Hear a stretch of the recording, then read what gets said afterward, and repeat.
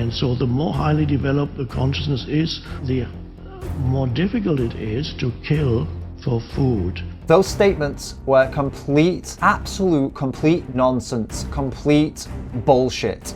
I'm David Rams, welcome back to another video. Today I'm reacting to another video from Eckhart Tolle. If you didn't see my last one, it's up here right now. You can go and check that out and then come back here to check this one out. Eckhart is a very well-known spiritual leader. He has done many talks around the world. He's written many books. I've actually read one of his books, A New Earth. I found it to be pretty interesting. There were lots of things in it that I found a little bit crazy, but it was interesting. I enjoyed it. But Eckhart, as with most of these kinds of spiritual leaders, Eckhart tends to put his personal beliefs into his teachings. Basically, when he's challenged on something that he doesn't want to change, he comes up with loads of ridiculous excuses as to why it's okay not to change. In the video I'm going to react to today, or respond to today, he's actually being challenged by one of his, I guess, pupils. I don't know what you would call them. She's asking him a very simple question to which he gives a very complicated answer. The video we're going to react to or respond to today is titled The Importance of the Vegetarian Diet for the Evolution of Consciousness. I have edited the video to take out any quiet parts or any kind of ums or ahs or mistakes just to make it flow a little bit easier. Let's jump in and let's see what Eckhart has to say. Hello. Hello.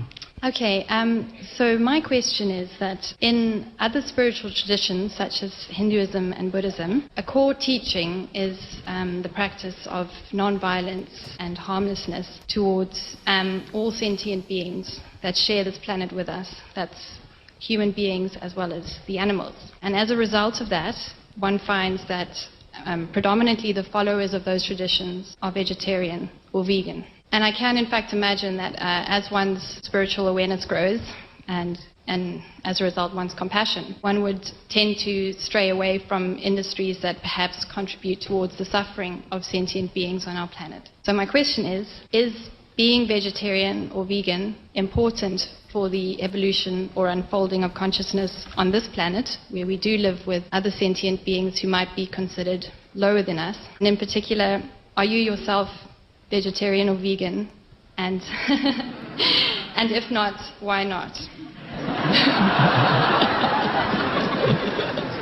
Firstly, I've got to say, fair enough for challenging him out in public like that in front of all those people. Now, let's have a see what Eckhart Tolle has to say in response to that. That reminds me of the Dalai Lama when he was asked, because when the Dalai Lama is at home, he is a vegetarian. When he travels, he eats anything. And they asked him, why do you eat meat? And he said, well, I got used to it. I always love his simplicity. He's shifting the pressure onto somebody else who is someone, you know, extremely spiritual, like somebody who is hailed as like God status by many people in the world, the Dalai Lama. He takes the pressure off himself by showing people, hey, look, this other highly spiritual person eats meat, so, you know, the Dalai Lama is a hypocrite. The Dalai Lama is preaching compassion and peace and non-violence whilst engaging in the opposite of those things. He's a hypocrite. Because he does or did consume those things, that doesn't make it right. It doesn't make it spiritual. It just makes him a hypocrite, and it also makes you a hypocrite if you are engaging in those types of acts. I'd never prescribe any behavior, because what it is, it needs to come from within you,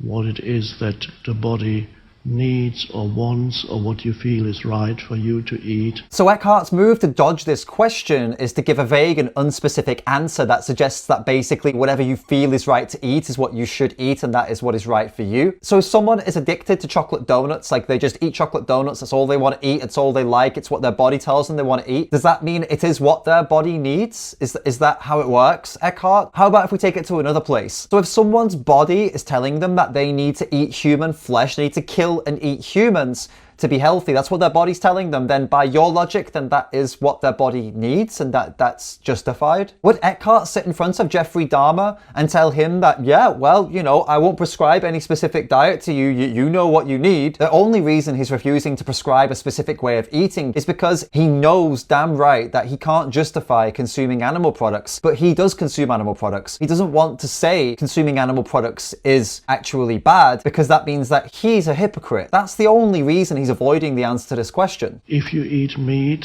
I do still eat meat, certain kinds of meat, very rarely red meat.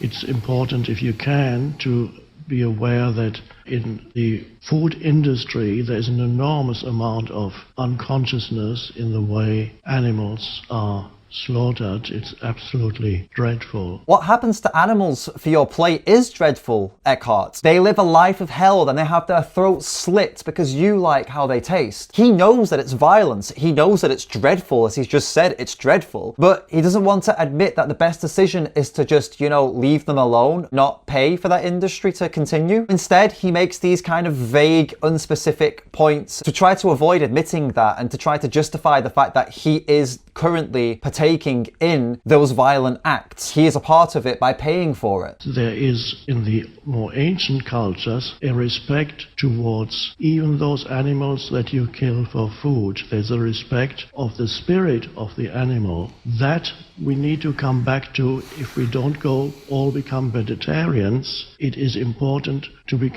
come back to exercising that deep respect towards life forms that we kill in order to eat. In ancient times, people had little to no knowledge of nutrition. They had extreme food scarcity. They had no supermarkets. Basically, they had no choices. Eckhart and every single person in that room can go to the supermarket 5 minutes down the road and buy whatever the hell they want. They have a supermarket or a market of some sort absolutely packed with affordable, nutritious, plant-based options with plant foods, vegetables. Vegetables are the cheapest things in every single supermarket, and we can get all our nutrition from them. This idea of respecting the animals that you kill is absolute bullshit, because you can't respectfully, unnecessarily kill someone who doesn't want to die. They want to live, you don't need to kill them. You can't do that with respect. It's impossible. Of course, you also kill plants. Now, we can say plants are also life forms, and we could say, well, and there's some truth to this, plants are at a less evolved state of consciousness than animals,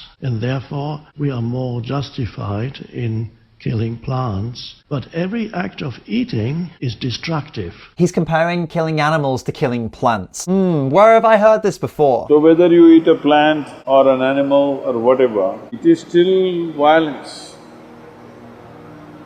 Brother, do you know that even plants have got life? Do you know that, brother?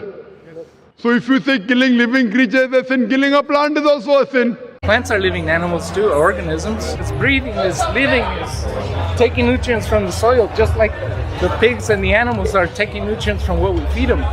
We both know that eating a carrot is not killing someone. Whenever you bring up veganism to a pseudo-intellectual that doesn't want to admit that changing their lifestyle is the best decision, it's just a matter of time before they go down the plant lives matter route and start acting like a plant lives activist. Go on then, Eckhart, let's see what you've got to say about plants. Unfortunately, we are still here with physical bodies, so every time we put something in our mouth, we destroy that particular life form. Even a vegetable or a fruit has a certain consciousness. It is a life form. It's important to have a respect, an attitude of gratitude that goes with respect towards that life form that is being sacrificed so that we can survive. You know what? I'm not even going to argue against his claim that plants are somehow conscious. Let's just imagine that I agree with what he just said about plant consciousness. Let's go even a step further. Let's imagine they have more consciousness. They're more sentient. They have more of all these things than we expect. Let's imagine that's the case. This is the world that we're in right now. That is still an argument to be vegan. There are 60 billion land animals killed by humans every single year. What do you think they're eating? Plants. How much plant food do you think they're eating? It's a lot. A cow or a pig, for example, eats a hell of a lot more plant food than a human ever could. And there are 60 billion of these animals eating plants every single year. They are eating more plants than 8 billion humans could ever eat. So if you believe plants are conscious and deserve respect, go vegan to save the plants, as well as the 60 billion animals that are also being killed. We have an intuitive knowledge that certain life forms are more evolved than others, although intellectually you might question that and say, how do you know that a worm or a fish or an oyster is less evolved in consciousness than a horse? But if you listen to yourself, to your deeper intuition, you will be able to realize that there are degrees of consciousness. And every life form is a manifestation of the one consciousness, but in certain life forms, the one consciousness manifests itself more strongly.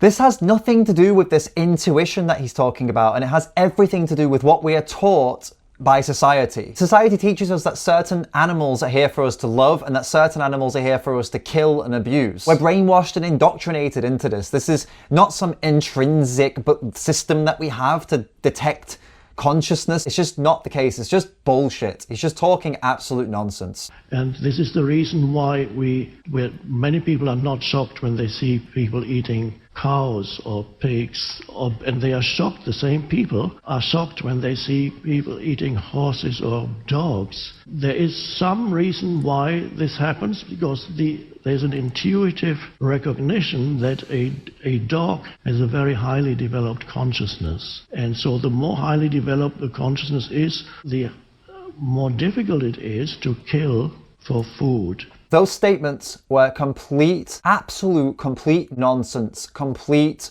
bullshit. Pigs are as intelligent as a 3-year-old human child. Pigs are more intelligent than dogs. They have the capacity to complete intricate tasks. They have a complex personality and complex emotions. They seek love and affection. The reason it's complete nonsense that we recognize the dog has a higher state of consciousness and that's why we have a problem with it. It's what the dog can do, what the dog can experience, the cow and the pig can also experience. So this is absolute, complete nonsense. What he's describing is not this inner sense of consciousness that we can sense their consciousness. He's describing speciesism. Speciesism is a form of discrimination based on species. It's the reason that we say, you're a dog, so I love you, and you're a pig, so you can have your throat slit and die. It's not because one of them is more conscious, it's because of the species. It's literally arbitrary. It is as simple as that. That's what speciesism is. And also, just something to point out here, he's indirectly suggesting that if you don't see dogs as a higher consciousness, then you have a lesser ability, like you are inferior to somebody that does see dogs in that way. Most people in the West see dogs in a certain way, right? So he's indirectly suggesting that people in the West are right in the way they see dogs because of the higher consciousness, and people in the East aren't right. I don't know what you want to call that. I wouldn't say it's like racist or something. It's just a disgusting way for him to try and justify killing the animals that he wants to kill, demonizing others for killing the animals they want to kill. Killing is killing, and it's all wrong. All of these animals deserve to live, not just the ones that you have determined to be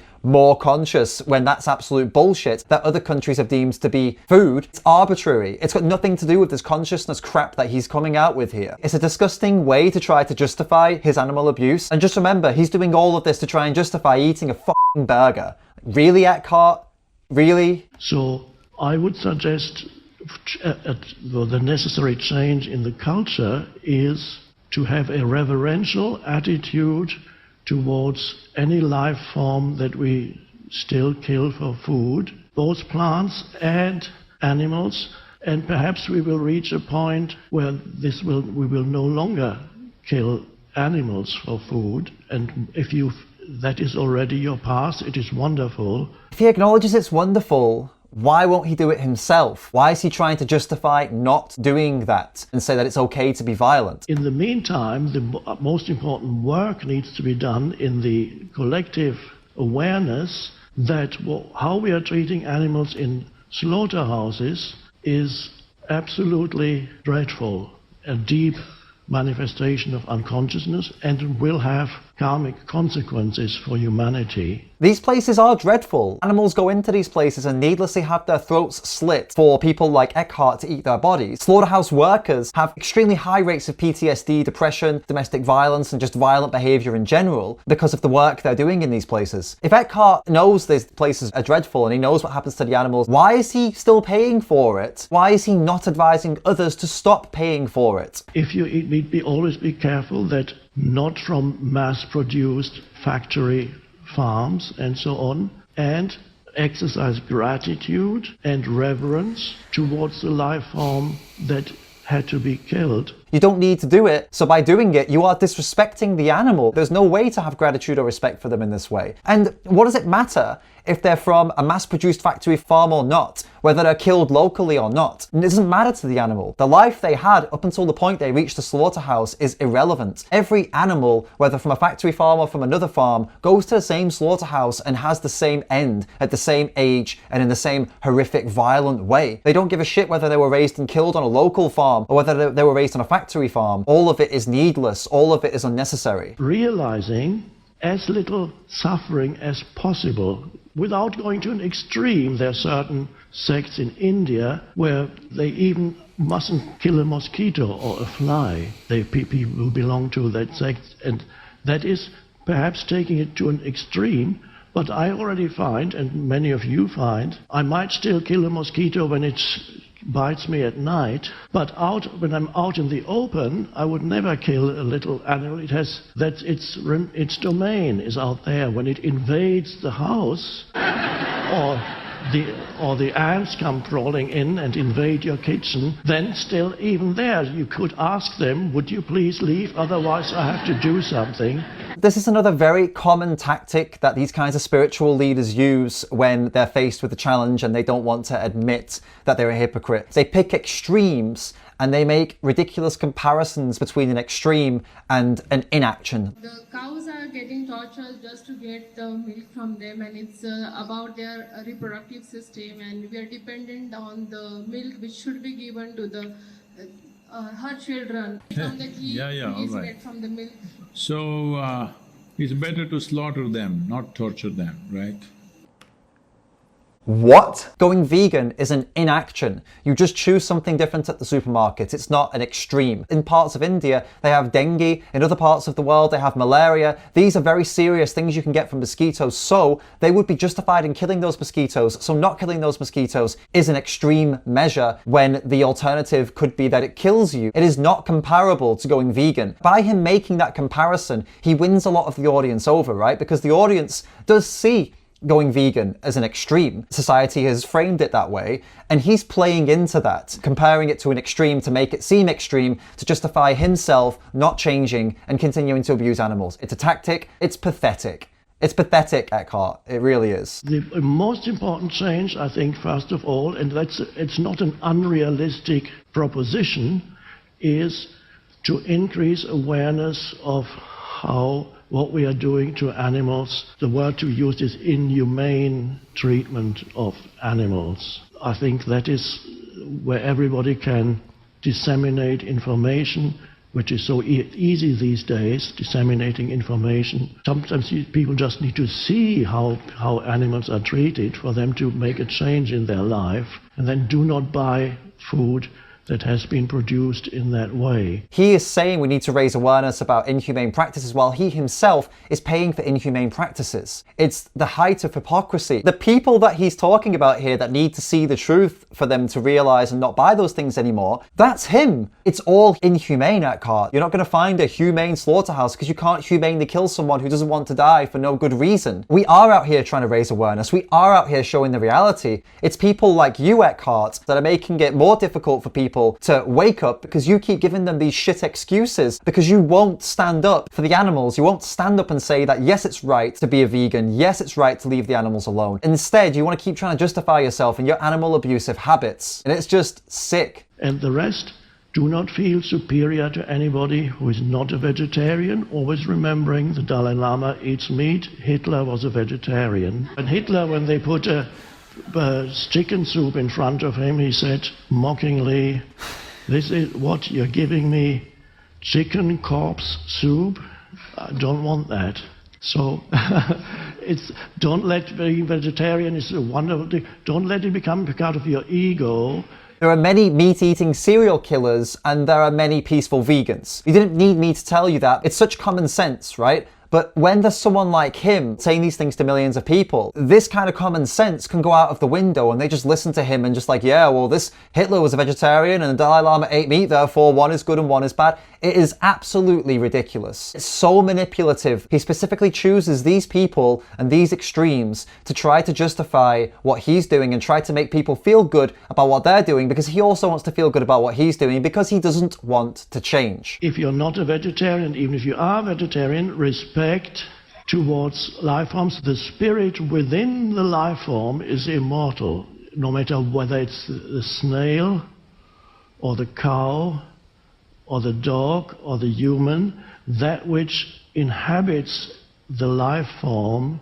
So ultimately you cannot kill anything, but the important thing is not to inflict suffering. Yes. Thank you. Thank you. Let's imagine that I agree with him on everything that he just said, that you can't kill anything, it's just all about suffering. Well, animals suffer tremendously at the hands of humans. You couldn't even believe how much they suffer in animal agriculture and everything that we do to them. If suffering is the main point here, why the f isn't he vegan? Why the f isn't he advocating for veganism? And why aren't all of his followers vegan? Because following the core of his teachings and logic leads to the conclusion that you should be vegan. However, he spends most of his time contradicting himself and making up shitty excuses because he himself doesn't want to change. Instead of a solid, consistent take on this, we're faced with just silly arguments and excuses just to keep trying to justify abusing animals. For what, a burger? Be better than Eckhart. If you're against animal abuse, then be consistent and go vegan. Check out the other video I made on Eckhart Tolle right here, and if you're interested in another spiritual leader who's coming out with similar nonsense, here's a video on Sadhguru that I made right here. Subscribe to the channel if you haven't already. I've got more videos like this coming very soon. Thanks so much for watching. See you in the next video.